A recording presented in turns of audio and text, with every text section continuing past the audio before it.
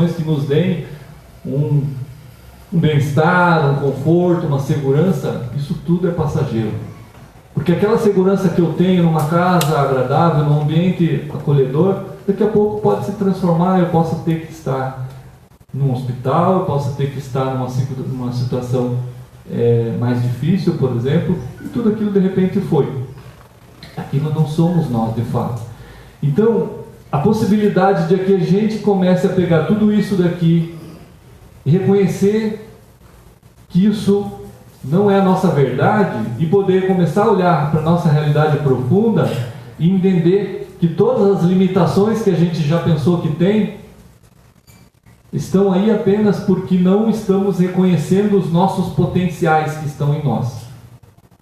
É como se fôssemos uma semente de pinheiro com um potencial daquele tamanho e a gente não se reconhece assim e jamais se permite estar num ambiente produtivo e propício para despertar tudo isso. E jamais a gente faz esse contato com a nossa realidade. Então aquela vira só um alimento para degustação. Não vira o potencial todo. Quer dizer, ele de alguma forma se mistura na dinâmica da vida e passa a ser apenas um alimento saboroso, interessante, mas poderia comer uma banana, eu poderia comer qualquer outra coisa. A banana não tem o potencial que aquela semente do pinheiro tem. Nessa lógica que eu estou criando aqui, só para a gente olhar, então assim, é como se nós nos tornássemos banais como qualquer coisa. É como se eu comparasse a semente de um pinhão, né, uma semente de um pinheiro com uma banana. Qual o potencial da semente? Nos nutrir naquele momento. Qual o potencial daquele pinheiro? Se tornar uma árvore de 50 metros. Olha a diferença. Então, à medida que nós não reconhecemos e não vamos em busca desse potencial, porque quando a gente começa a reconhecer quem nós não somos, é a possibilidade que se abre da gente começar a ver quem nós de fato somos.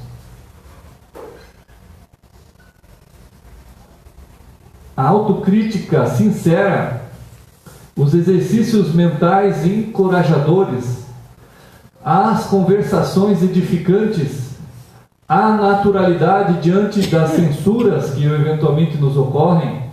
É natural que surjam censuras, é natural que um monte de gente não concorde com a gente, é natural que, inclusive conectados nos meios das redes sociais, nós tenhamos pessoas colocando coisas para a gente que às vezes não tem nada a ver. Proporcionam recursos valiosos para o descobrimento desse si, dos seus potenciais disponíveis e ainda não utilizados. Olha de novo falando disso. É como se fôssemos uns seres grandiosos, que somos, mas caminhamos como miseráveis. É como se tivéssemos disponíveis para nós um tesouro imensurável e andamos como miseráveis, andarilhos da rua. É essa comparação que ela está a fazer. Porque não é amanhã, não é quando desencarnarmos que vamos ser seres imortais. É agora. Sabia? Nesse exato momento, cada um daqui representa o potencial divino de criar seres inteligentes, seres à sua imagem e semelhança. Cada um de nós aqui representa esse potencial e a pergunta é: o que nos impede de hoje, nesse exato momento, começarmos a fazermos contato direto, permanente, insistente com isso? Não desviando o olhar, não desviando a atenção, não se contaminando com tantas coisas, usando esta ferramenta bem poderosa que nós temos, que é a mente, a nosso favor. É um recurso valiosíssimo que Deus nos ofereceu, mas que invariavelmente observamos a mente destruindo os seres, atrapalhando o despertar dos seres. Vemos a mente sendo alimentada com conteúdos que depois se tornam escravizadores ali daquelas pessoas, com ideias fixas, com pensamentos compulsivos, com visões de mundo, com escolhas que depois se tornam cerceadores da liberdade e do bem-estar daquele ser, de alguma forma sequestrando a paz da consciência, o estado de espírito desperto. Então, por muitas vezes estivemos acumulando lixos mentais nas nossas mentes, e para muitos de nós, praticamente todos nós de alguma forma somos às vezes afetados negativamente pela mente. E precisamos reconhecer que é uma ferramenta, mas a mente não somos nós. É um potencial a ser utilizado, mas aquilo que olhamos, os pensamentos, aquilo que achamos que é a corrente de pensamentos, todos os conteúdos emocionais, eles são processos em transformação, então não nos definem de fato, porque de fato somos seres imortais, seres que carregamos todo esse potencial divino, e não podemos associar que uma representação do divino seja falha, seja equivocada, seja cheia de desacertos. Então é um mecanismo que, mal gerenciado, como uma máquina, como um carro, se mal dirigido ele se torna uma arma, mas se bem dirigido é uma bênção. Uma máquina assim, que produz alguma coisa, se bem conduzida e afinada e organizada, ela nos beneficia, mas se usada indevidamente ela pode nos matar, ou prejudicar ou matar outras pessoas. A mente tem esse potencial. Seres de mente desalinhada não têm feito tragédias e mais tragédias, nos colocando todos nós amedrontados aí fora, nos ambientes de guerra, de tragédia, de equívocos todos que o ser humano habita. É uma mente em desalinho. Na verdade, este ser não é isso. Ele não é um ser diabólico, ele apenas está neste momento sendo abduzido, sendo conectado intimamente, ou se permitiu se conectar intimamente com os conteúdos que esta mente está manifestando e apresentando.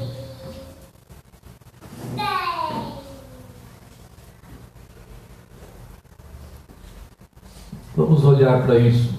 A partícula do pensamento é passiva perante o sentimento que lhe dá forma e natureza, para o bem e para o mal. Isso está lá em Evolução em Dois Mundos, é um trecho que na preparação me surgiu e eu achei interessante a gente destacar, porque novamente isso aponta para aquele ponto onde a Joana disse que é importante nós olharmos, prestarmos atenção e fazermos contato com o nosso mundo emocional e sentimental.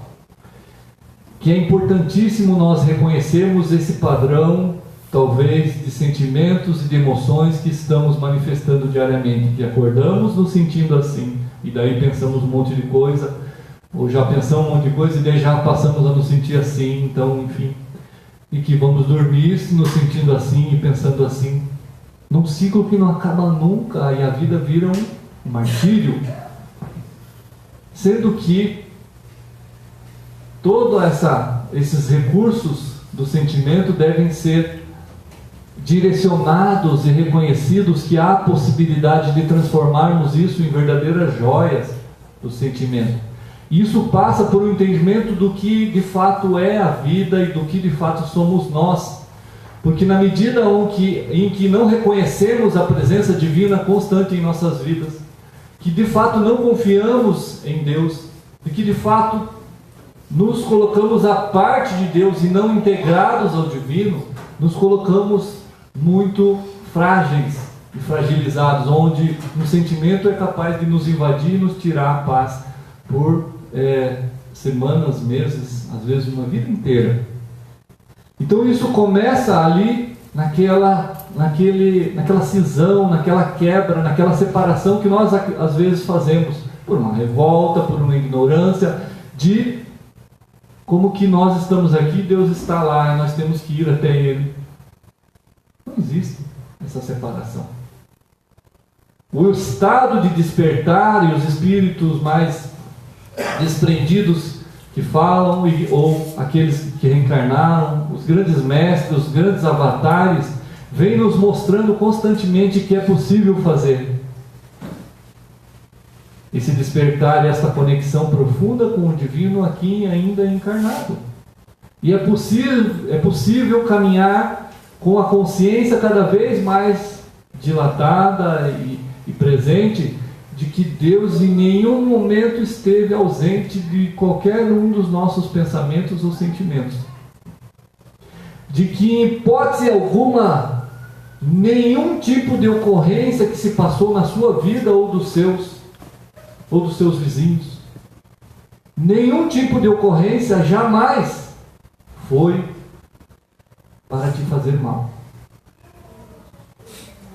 Você pode ir buscar na sua história de vida as coisas mais aberrantes que lhe aconteceram. Lhe aparece como aberrante, como mal, porque você não está conseguindo ver o princípio daquilo, a origem real daquilo. Muitas vezes porque a origem daquilo, inclusive, não está visível, não está palpável para a consciência material. Talvez um dia você reconheça isso com beleza, com preciosidade, de olhar para cada detalhe, às vezes trágico da sua vida, onde você vai se permitir reconhecer que tudo está perfeitamente interligado. Para quê? Para um único propósito. Nenhuma ocorrência que venha para mexer, para tirar você da alienação, da distração, do equívoco, tem outra finalidade que não é a de despertar você. Cada segundo e cada minuto da sua vida que possa ser, alguns deles você se conduz pela sua escolha, pelo seu livre-arbítrio e vai, mas especialmente tudo aquilo que chega para você é de origem divina. Fica claro, todo o resto também é, porque você não sobrevive, você sequer existe sem a presença divina constante dentro do teu ser, dentro do nosso ser. Mas especialmente nesse processo de compreender um pouco as coisas, você se permitir olhar aquilo que acontece a você sem que você possa evitar, é evidente que isso está mais claramente se apresentando como a possibilidade da manifestação divina em sua vida, lhe permitindo uma caminhada de despertar. Muito saudavelmente age aquele que está em permanente esforço para ser melhor, para conquistar novos patamares, reunindo os tesouros da auto-iluminação. Não está falando aqui que você tem que ir lá fora buscar a iluminação. Ela está falando do que é permanente, que é verdadeiro. Ela está falando da auto-iluminação. Deus está em nós constantemente, mas cabe a nós fazermos esse processo de conscientização. Cabe a nós nos dirigirmos através desse aparato que é a mente, a possibilidade de fazermos esses recortes, interagirmos com a vida e irmos reconhecendo, em algum momento passando a bola, passando a ter contato mais íntimo e constante com a nossa consciência maior, com aquilo que é capaz de observar absolutamente tudo. E tudo passa, e aquilo permanece, e aquilo continua, aquilo já existia e continua existindo, e existirá para todos sempre, que é o que de fato nós somos. Então, é importante nos definirmos enquanto o que estamos fazendo aqui. É importante nos perguntarmos que sentido esta vida está fazendo. O porquê de fato estamos aqui. Estamos caminhando para que lado? O lado de encontrar as coisas fora? O vazio continuará. Tenho que lhes dizer. Todo movimento para fora, que não seja algo espontâneo de um processo de doação, de troca legítima do ser, é apenas uma distração. Tudo bem, isso faz parte um pouco dessas idas e vindas nossa, desse processo. Mas se é só isso que conduz a nossa vida, estaremos esvaziados de possibilidades de reconhecimento do nosso potencial divino. Então é preciso se dirigir, é preciso se determinar, é preciso se decidir o que estamos fazendo aqui. Isso não é, mas é porque a minha esposa, porque me deu, meus filhos eu tenho que criar, porque isso não depende de ninguém, isso é nosso, é íntimo, pessoal, essa responsabilidade é toda nossa. Esse que está então sendo mais saudável por buscar esta caminhada, este não teme então, passa a não temer obstáculos. Que obstáculo que existe para o espírito? Me digam. Qual dificuldade e limitação é capaz de segurar o espírito que é imortal? Nessa encarnação ele tem toda uma fragilidade e tal. Não, tem outra. Nessa posso avançar um tanto, na outra tenho já a possibilidade disso. Se é que isso é importante de fato. Tem que fazer essa pergunta também. Mas enfim, qualquer obstáculo que a gente possa ver, qualquer doença, qualquer limitação, qualquer vicissitude, qualquer perda, qualquer circunstância, o que é para aquilo que você de fato é? Apenas está sendo para aquilo que você realmente é. E aquilo que você é ultrapassa e passa por tudo aquilo que está sendo. Esse não teme então obstáculos, não receia os outros, nem se teme. Às vezes a gente teme ser invadido pelos nossos próprios fantasmas, não é mesmo? Às vezes a gente tem medo da gente mesmo, do que a gente pode fazer quando alguém nos bronqueia, quando alguém nos faz uma situação, uma provocação, quando acontece, meu Deus, se acontecer tal coisa na minha vida, ou com meus familiares, ou tal coisa, eu não sei o que vai ser de mim, eu acho que a vida acabou, eu acho que não tem mais sentido. Temer a nós mesmos, quando a gente encontra esse contato conosco, quando a gente encontra a nossa realidade, não tem o que a gente temer em relação a gente. Renova-se, melhorando o grupo social e o mundo onde está, mas que não lhe pertence, não o detém, nem nele para, a sua família não lhe pertence. O seu grupo social, o seu grupo religioso não lhe pertence. Você apenas está passando por ele. Você pode tirar experiências muito gratificantes e libertadoras desta relação com o social, com o religioso, com o familiar. Mas você não é isso. Você está passando por essa experiência apenas. Então nada disso nos pertence na realidade. E aquele que não se detém nisso se liberta, se reconhece quem de fato é. Aquele que se detém a isso e fica preso a esses sistemas todos, fica preso à ideia disso e fica preso enquanto espírito a isso também. Então olha só, que uma vinculação de um pensamento que nos enraiza a uma postura, a um papel social, uma visão de mundo, nos coloca reféns de toda a transformação. Porque se eu sou pai e me satisfaço com esta função, muito bem, mas isso vai mudar. Porque em algum momento vai existir o que a gente fala lá, o ninho vazio, né? Em algum momento esses filhos vão sair. Se eu sou esposo, em algum momento isso vai se alterar. Inclusive na encarnação, se eu falecer ou se ela falecer, isso está a todo momento podendo acontecer em nossas vidas. De fato, ninguém vai chegar e perguntar para a gente, a tua esposa vai falecer daqui a um tempo. O que você acha? Você concorda? A gente sabe que isso não existe. A gente sabe que as coisas simplesmente acontecem e vão seguindo o curso. Por quê? Porque não pertencem a nós. Porque não é nós que controlamos essas questões da vida. As questões maiores da vida não estão nas nossas mãos, estão nas mãos de quem é maior. E toda vez que a gente acha, a gente é prepotente, a gente é orgulhoso, que a gente acha que nós dominamos isso, que nós controlamos isso e aquilo, a saúde, a doença, as condições, quem vai, quem fica. Nós nos empoderamos de algo que não é nosso, não é legítimo. Isso não nos pertence. Apenas estamos, enquanto consciências reencarnadas, passando por isso. Segue adiante o seu rumo do infinito. Segue adiante, o seu é o rumo do infinito. Não se ofende. Quer dizer, não para ali para ficar mastigando aquela ofensa.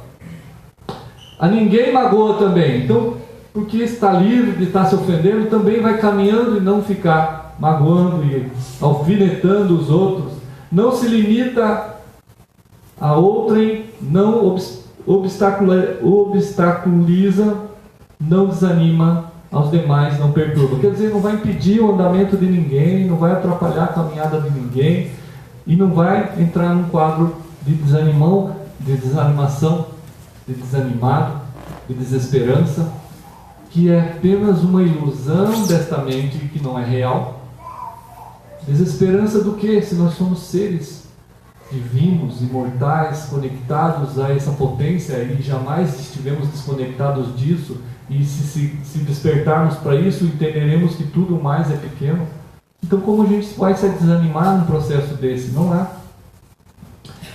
É necessário um exame profundo. Olha o que ela está falando, Joana adiante. Sério, constante do si. Isso é tarefa nossa. Isso é missão existencial. Ah, eu nasci para quê? Ah, eu estou tentando entender a minha missão nessa encarnação. Tudo balela. Ah, é isso, é aquilo, tem que me acertar com fulano, com Beltrano. Isso faz parte do trânsito. O que interessa de fato é essa conquista. É isso que nos liberta de fato de todas as nossas mazelas, de todos os nossos equívocos, nossos desacertos. Então, constante do si, da sua constituição, dos objetivos que deve prosseguir, dos meios a utilizar, de como encontrar os recursos para lográ-lo. Os recursos onde estão? Os livros nos auxiliam, claro, a encontrar as pistas. Os livros são pistas para encontrarmos em nós os recursos. A religião é importante só para isso. Não é para convivência, para interagir, para fazer um coffee break, ali, uma confraternização, com certeza. Mas, de fato, ela é para nos apontar caminhos, para nos mostrar essas pistas. Aonde? Em nós mesmos. Então, a gente vai conseguir encontrar esses recursos. Essa análise tem por meta a autoconscientização. Você é consciente de quem você é? Você é consciente de que determinados sentimentos e pensamentos não são você? Que estão em você, fazem parte, você deve olhar, conversar, interagir, acolher. Não adianta você ignorar que não existem. Eles existem e estão se apresentando. Fazer esse processo de acolher, de acolhimento desse conteúdo, mas de um reconhecimento de que ele é menor, de que ele não é tudo, de que ele não representa você de fato, mediante a qual se aplainam as arestas e o curso do rio existencial desliza na direção do mar da paz.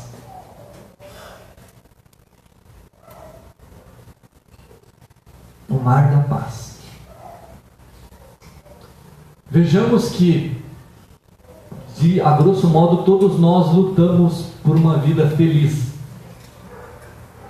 Queremos ter uma vida feliz, né? Uma vida plena. Mas esta definição possivelmente está mais associada às ocorrências das coisas. Então, eu sou feliz se eu conseguir determinados projetos e objetivos. Sou feliz se meu filho estiver feliz. Sou feliz se acontecer tal coisa. Enfim, várias coisas podem nos tocar no sentido de dizer: estou feliz hoje, estou. Mas, quando um ente querido falece, como eu posso estar feliz? Quando há uma perda real da minha capacidade de me manter economicamente, como eu posso estar feliz? E alguém aqui está salvo de perder o emprego? Alguém aqui está salvo de ter um ente querido falecendo amanhã? Pois então, a felicidade a qualquer momento pode nos ser roubada, nesse plano todo como está aqui e como a gente está interagindo com ele.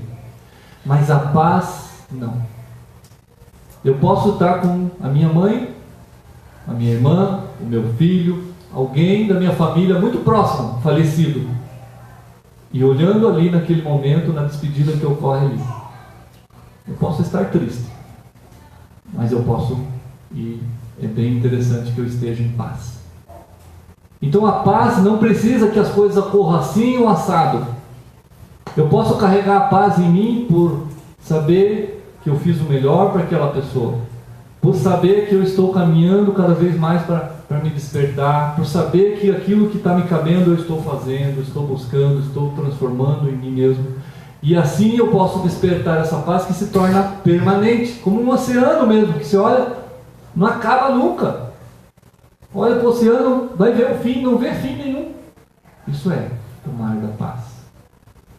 Então, as coisas poderão acontecer, mas eu posso mesmo ali manter a minha paz em relação a tudo isso.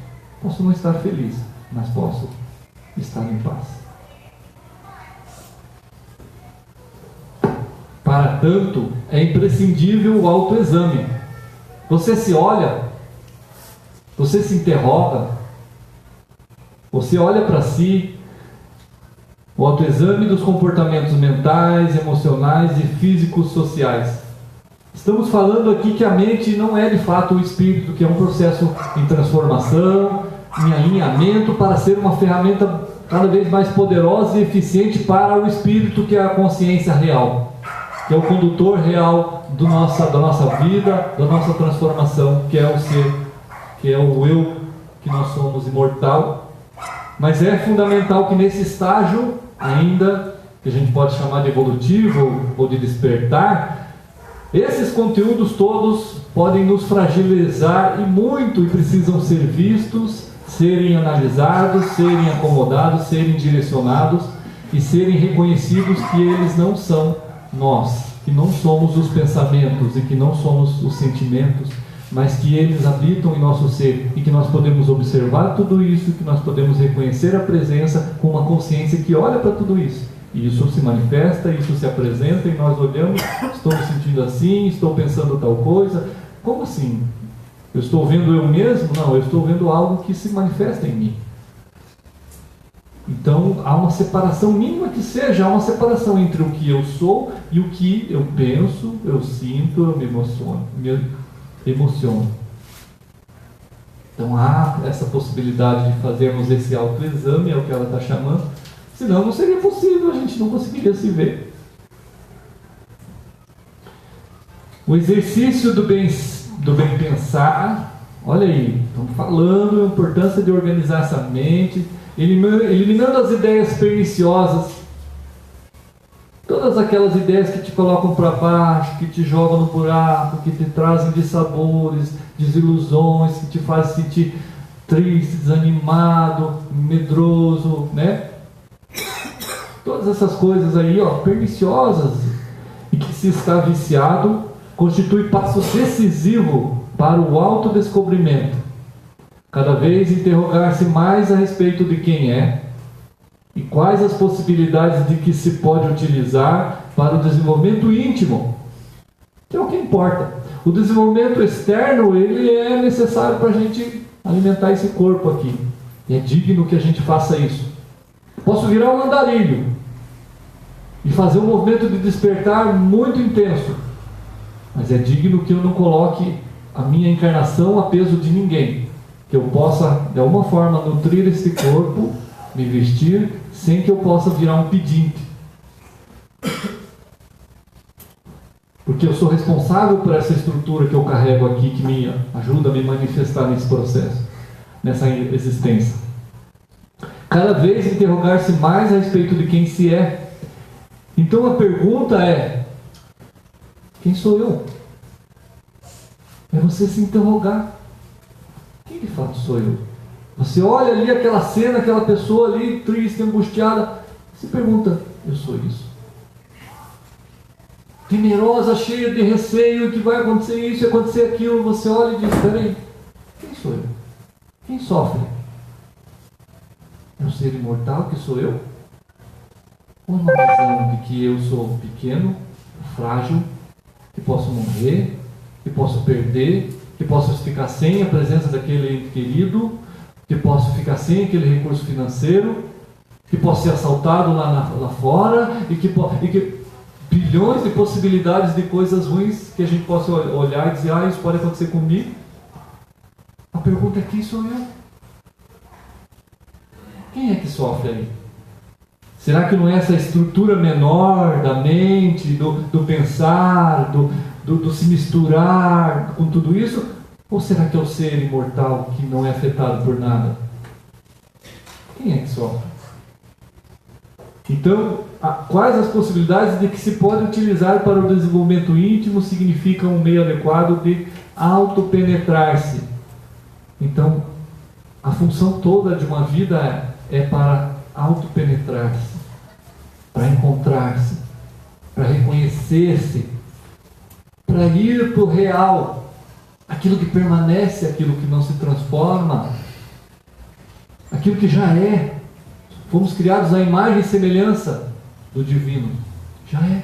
O que tem que se transformar é todas essas couraças, essas camadas que ao longo das encarnações foram se acumulando na troca com tudo isso, e que são necessárias a gente acordar para isso, porque dói, porque sofremos, porque nos perdemos nisso tudo, porque nos iludimos com isso tudo e sofremos por isso. Sofremos um vazio, uma angústia que não tem tamanho, porque não preenchemos o que de fato somos. Não atingimos, não alimentamos o nosso verdadeiro ser. Sistematicamente manter-se vigilante contra os hábitos prejudiciais da autocompaixão. Quando reconhecemos em nós autocompaixão, a gente diz: isso não é de Deus, isso não é bom, isso não me cabe ficar achando que eu sou um sofredor e tudo, da censura ao comportamento dos outros. Quem sou eu para querer achar que fulano é assim ou assado? Para achar que fulano é de um jeito ou de outro? Quem sou eu? Que poder é esse que a gente tem de querer julgar os outros? Da autopunição, geralmente focada na culpa.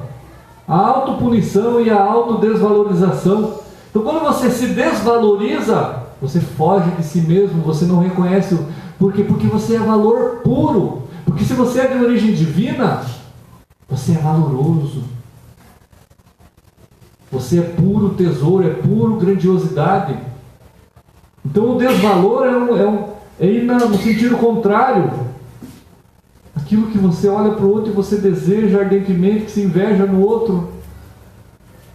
E em você, aquilo tudo está em você, esse potencial de construir, de transformar, de acontecer, inclusive a matéria. E de outros componentes do grupo das paixões dissolventes e anestesiantes. Então, ou você se dissolve um pouco nisso tudo e fica fragilizado, debilitado, ou você fica na nossa atual circunstância social, que é anestesiados. Se pudéssemos definir, talvez em algum momento lá para frente algum filósofo, algum historiador vai definir a geração desta época, é uma geração anestesiada e distraída. Não estou falando dos movimentos sociais, não é aqui o objetivo do tema. Estou falando do anestesiamento de nós mesmos, do anestesiamento do que é Deus, do não reconhecimento do que é a verdade, do maior equívoco nosso, que é a identificação com a vida material, com o corpo, com o nome que a gente carrega. Preencher os lugares que ficarão vagos com a eliminação desses sórdidos comparsas mentais, com a presença do altruísmo, da fraternidade e do auto-amor, de forma espontânea. Cuidar do outro, ajudar o outro, se confraternizar com o outro, de forma espontânea. Não porque Jesus mandou, não porque a doutrina espírita fala, fora da caridade não há salvação. Você faz caridade porque a doutrina fala isso? Não é legítimo. Não é um impulso de dentro. Não é real. Não vem do teu ser em querer compartilhar a paz, compartilhar a alegria da vida, compartilhar o entendimento que você já está reconhecendo em si mesmo. Então, na troca com o outro, pode ser que você faça um exercício de tentar interagir dessa forma, mas urgentemente vá procurar em você a espontaneidade. Que o sorriso não seja um sorriso amarelo. Quando você doa, ou quando você ajuda alguém, que ele seja legítimo, que ele seja real, porque senão é uma distração, um equívoco, e não é uma caridade. Então reconheça em você a verdade, e você poderá se tornar. Então, a partir desse descarregamento de toda essa estrutura a gente está de maneira espontânea em condições de ser altruísta, fraterno e exercer o alto amor. Como é possível ajudar alguém se eu não me amo, se eu me culpo, se eu me puno, se eu me desvalorizo, se eu me desconsidero, se eu não me reconheço? Como eu posso valorizar o outro, reconhecer o outro, amar o outro se eu não me amo?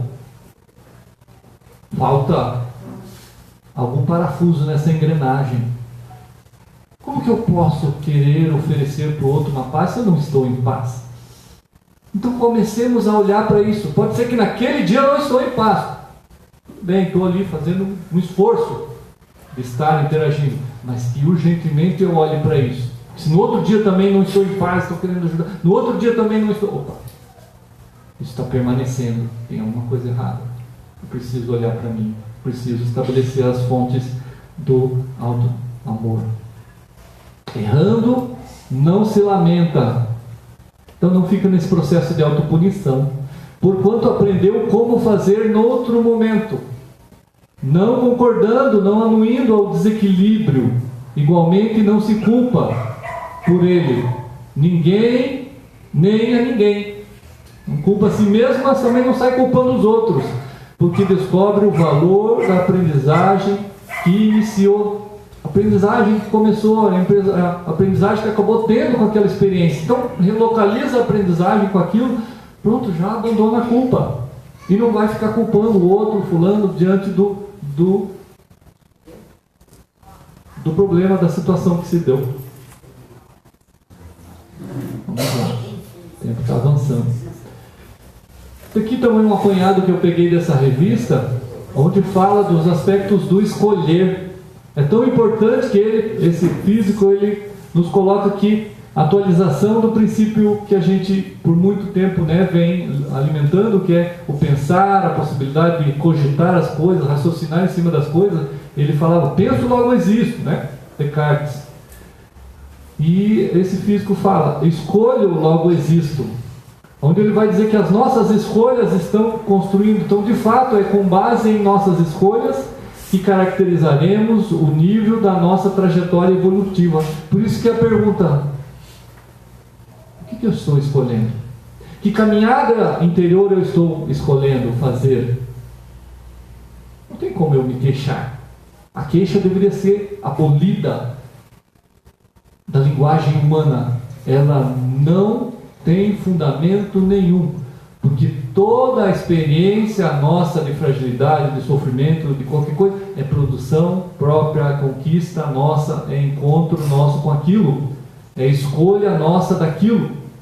Não existe nada que não seja um movimento nosso naquela direção. Então eu me queixar do outro, eu me queixar da vida, eu me queixar, não existe. Essa parte da linguagem humana deveria ser totalmente abolida. A própria Joana fala, queixa não tem fundamento nenhum e só traz dissabores e sofrimento. Conforme Allan Kardec destaca no Livro dos Espíritos, o homem se conduz bem quando faz tudo tendo em vista o bem. É essa escolha, esse direcionamento e para o bem de todos, porque então observa as leis de Deus. Não é observar as leis de Deus ao pé da letra, é estar se sintonizando com o divino, é estar se conectando com o divino, entendendo que o fluxo das coisas, o fluxo do que de fato é, e não está sendo, mas o que de fato é, funciona e flui por nossas vidas, que é a presença divina de fato. Então,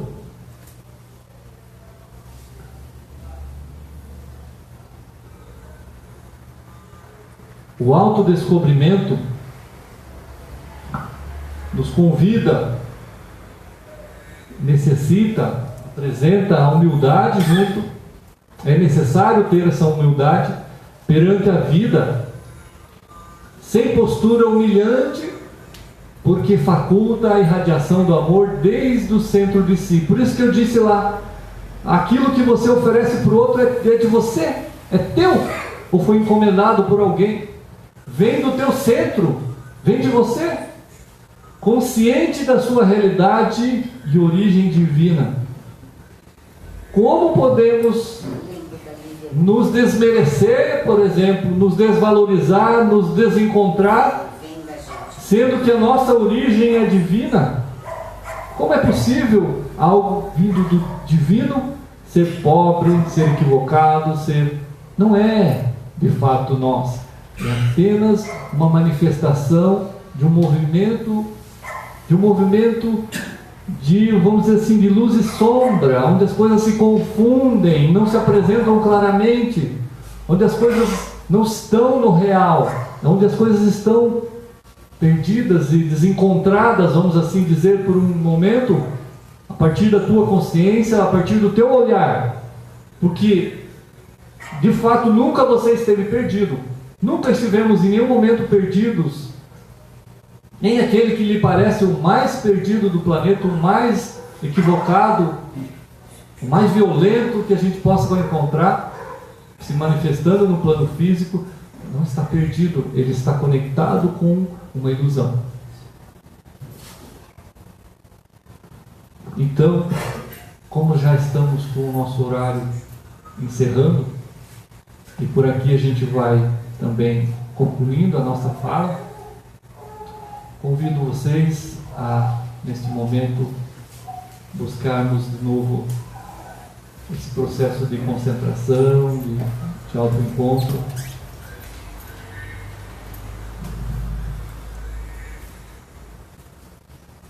E que nesse instante a nossa condução mental possa ser a de nos libertarmos, a de encontrarmos o sentido real das nossas vidas, a de nos libertarmos de qualquer forma de amarras, de âncoras que possamos ter lançado na nossa caminhada neste mar infinito da vida, e que em algum momento isso nos pareceu interessante ou necessário, mas que a doutrina espírita, esse espírito belíssimo de Joana de Ângeles vem nos anunciar e dizer: não é mais necessário.